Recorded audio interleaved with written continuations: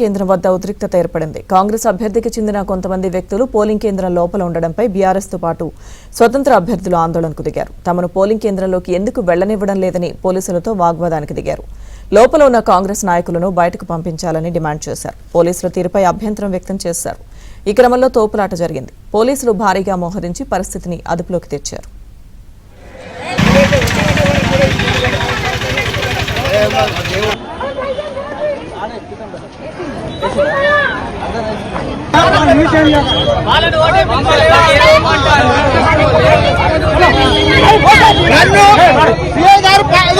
ఇరవై మంది వెనకాల ఉంటే నన్ను వేపించింది ఓటు.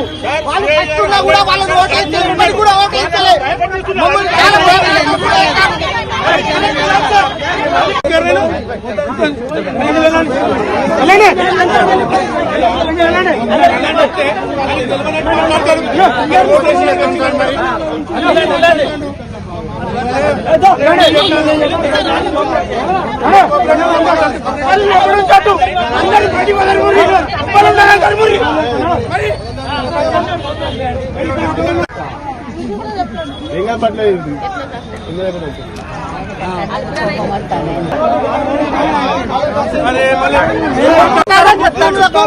ఓట్లు దగ్గర ఉండి వేయించుకున్నారు.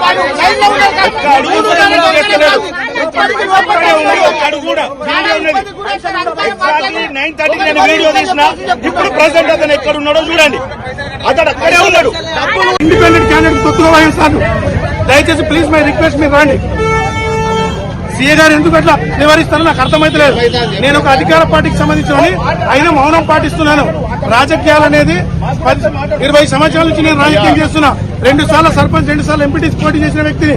సీఏ గారు ఒక రూల్స్ ప్రకారం ఒక వ్యక్తిని 1కి 4 సార్లు పోయిందంటే కూడా సీఏ గారు విపక్ష చూపెడుతున్నారు. ఒక candidate brother, independent candidate family మొత్తం 2 గంటల నుంచి ప్రచారం